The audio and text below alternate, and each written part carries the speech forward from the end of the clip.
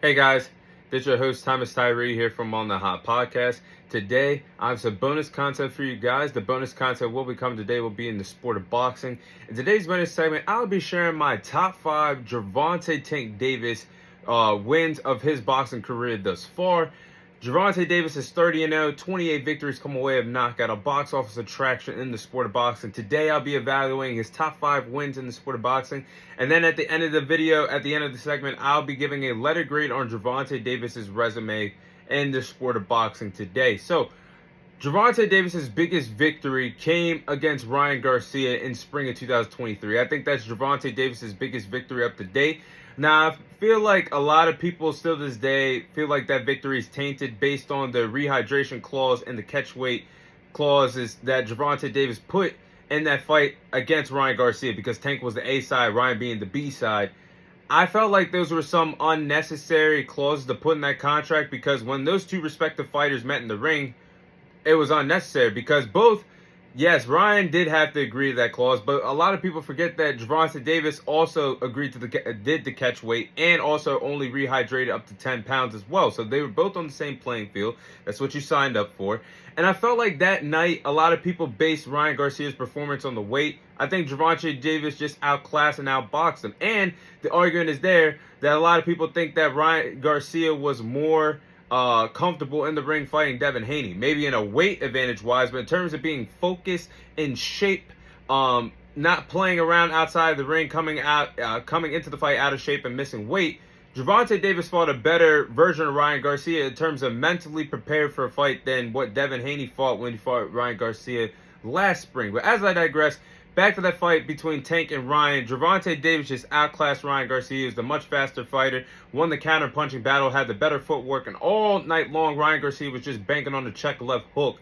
And that's how Gervonta Davis read what Ryan Garcia was going to do. He collected the data, he used his boxing IQ, caught him with that counter punch in the second round that dropped Ryan Garcia. And then in the 7th round, where Gervonta Davis knocked out Ryan Garcia with the body shot straight to the liver that could shut everything down, Ryan Garcia hit Gervonta Davis with a left hook. But it just so happened that Gervonta Davis's power shot, the hook that landed to the body, that shut Ryan Garcia down, made him take a knee like Colin Kaepernick. Referee counted the 10 count, and that's all she wrote.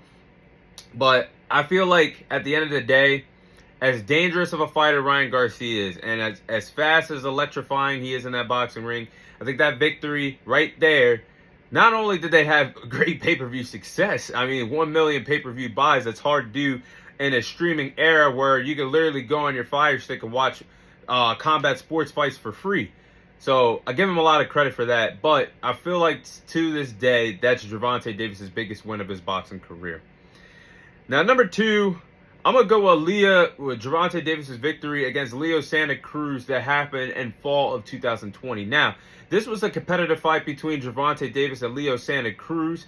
Leo Santa Cruz was an undefeated fighter at the time. Leo Santa Cruz was actually giving Gervonta Davis some fits and some issues in the beginning parts of the fight. But as time went on, we know that Gervonta Davis likes to take some rounds off, but in my opinion, I think he likes to collect data, take punishment in order to give punishment. That's what Gervonta Davis did when he fought Leo Santa Cruz. He started collecting data and catching up on the judges' scorecards. But Gervonta Davis, the best knockout I've ever seen of his boxing career. When that knockout happened in the 6th round, when both Leo Santa Cruz and Gervonta Davis were going back and forth in the pocket, blow for blow, tack for tack. It was Leo Santa Cruz that hit Gervonta Davis with something that stunned him for a second. Then all of a sudden, Gervonta Davis used his reactions to hit that picture-perfect windmill uppercut that sent Leo Santa Cruz down to the canvas and actually got escorted to the hospital immediately after that fight for further evaluations. But Gervonta Davis won that fight, and that was a big statement victory. And if you guys remember, yes, Gervonta Davis got the spring. I'll say the spring, and got the advantage to go higher up in the sport of boxing very quickly, being under Floyd Mayweather. But that night was Gervonta Davis's pay-per-view debut, main event pay-per-view debut fight, with him headlining the card. And he delivered with a knockout, and ever since then he became a pay-per-view star. So I gotta say that was the second biggest victory of his career. Third biggest victory would be against Jose Pedraza in 2017, winter of 2017. Now Tank won his first world title in 2017 when he knocked out Jose Pedraza, who at the time was undefeated and was the IBF super featherweight champion. But Gervonta Davis knocked him out in the 7th round to win his first world title at 22 years of age. And Jose Pedraza, like I just said, he was undefeated. He was a true threat at this division. And at the time, nobody could crack the code on Jose Pedraza until he got in the ring with Gervonta Davis. And as the later rounds went on, Gervonta Davis started to be, once he figured out Jose Pedraza, he started breaking him down little by little, piece by piece, establishing the power, winning the counterpunching battle, exchanging blows in the pocket. And that knockout that Gervonta Davis had, the hook, right or left hook that knocked out that knocked out Jose Pedraza, nearly sent him through the boxing ropes, was all she wrote. And that was Gervonta Davis's first world title win. I think that's a top 3 victory of Gervonta Davis's career, based on how big of a threat Jose Pedraza really was. Yes, as time went on, he began losing fights, but even when he got in the ring against Vasily Lomachenko couldn't get him out of there. He won by unanimous decision, but he couldn't get him out of there. It took the only guy that, to my knowledge, has knocked out Jose Pedraza is Gervonta Davis, and then Keyshawn Davis when he knocked him out a year or so ago. But that's not the same Jose Pedraza that was dominant back in 2017. But I think that was Gervonta Davis's third biggest victory of his boxing career. Now, this one I feel like was a really tough fight for Tank, and I'm going to put that top 5. That was Gervonta Davis's victory against Mario Barrios in summer 2021. Now, still to this date, I feel like that was Gervonta Davis's toughest fight against Mario Barrios in summer 2021. That is when Gervonta Davis moved up to 140 to fight Mario Barrios. Mario Barrios was an undefeated fighter at the time, and he was already comfortable fighting at this weight class of 140, was already taller and had the reach advantage over Gervonta Davis in the boxing ring. And Mario Barrios was giving Tank some fits in that ring. He was losing rounds, and Mario Barrios had a pretty good game plan of how to slow down Gervonta Davis and not get going and establish the power. It took Floyd Mayweather to look at the unofficial scorecards to get in the corner of Gervonta Davis and Coach Calvin Ford to tell Tank, you're down by 2 rounds. You need to step it up. Can you imagine if Floyd never told Tank that night? I'm just saying, Mario Barrios did give Gervonta Davis the toughest fight of his boxing career. But in the 7th round, 8th round, that's Gervonta Davis started picking up the pace. And he started figuring out what Mario Barrios likes to do. And that's one of my favorite quotes from Coach Calvin Ford, watching Gervonta Davis's fights over the year. When he told Tank, dig to the body, penetration, like putting a knife in somebody, dig to the body. That's what Coach Calvin Ford told Tank in that corner. And Gervonta Davis went out to do that eventually, but Tank laying the 2 knockdowns in the 8th round really shook up the entire core of the fight. And then we all know that Gervonta Davis put away Mario Barrios in the 11th round with the body shot that was heard around the boxing world, which led to Gervonta Davis picking up a much-needed victory of his boxing career, and that turned out the lights for Mario Barrios. But still to this day, that is Tank's toughest fight, and that's somebody that we haven't seen Tank bring out his entire bag yet, and I'm going to get to that later on, but Tank was this close of unleashing everything that skill-wise that he had that night because it was a close fight against Mario Barrios. Now, 5th, I think Gervonta Davis's fight and his win last year against Frank Martin in summer 2024 was one of the most important victories of his career, and I put that as 5th of his top 5 victories of his career. Based on how dangerous Frank Martin was about to become at the lightweight division, and it was a big win for Tank knocking out Frank Martin. I mean, Frank Martin, just like a lot of these fighters, everybody on this list actually, was undefeated until they got in the ring with Gervonta Davis, the O-Snatcher. And Frank Martin was a top 5 lightweight fighter at the time last year, and he was the number 1 ranked contender for Tank's WBA world title, so it was a mandatory for Tank. But Frank Martin being a southpaw fighter, that's really, I feel like Frank Martin being a southpaw fighter, that fight right there, and mark my words, I feel like that fight really prepared Tank for a future fight against Shakur Stevenson, who is a southpaw.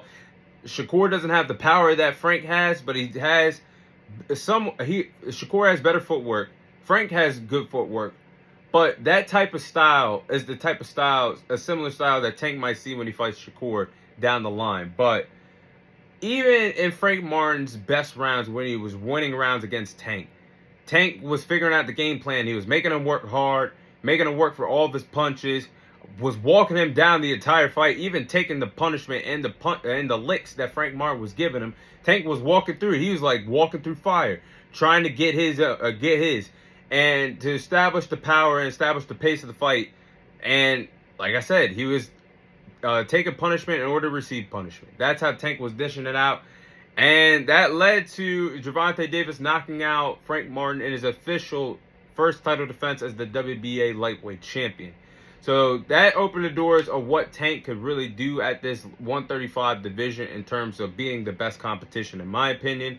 But those are Gervonta Davis's top 5 victories, in my opinion.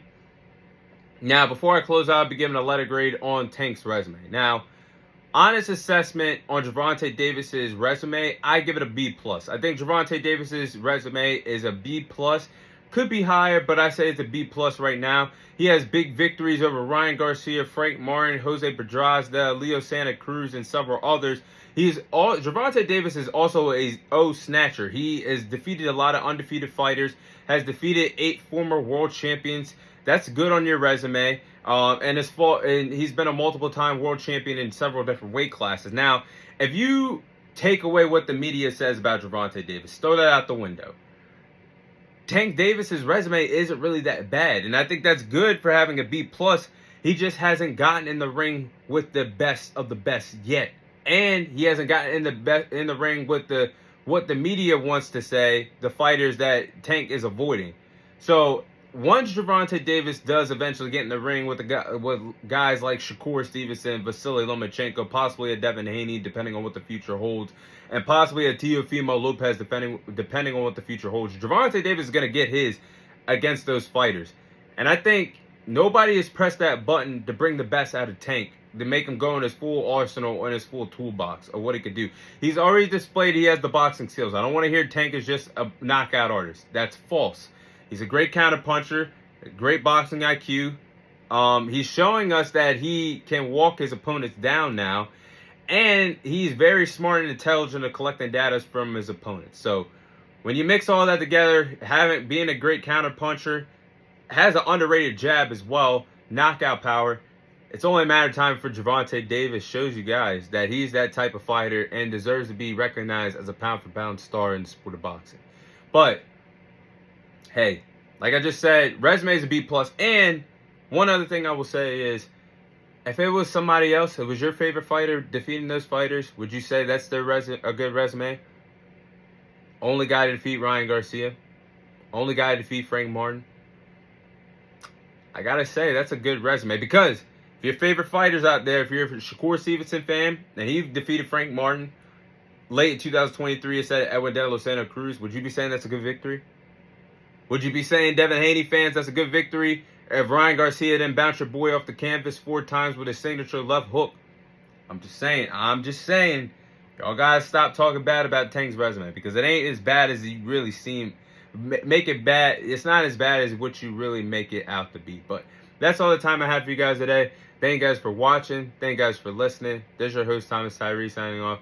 And I'll see you guys on next week's episode.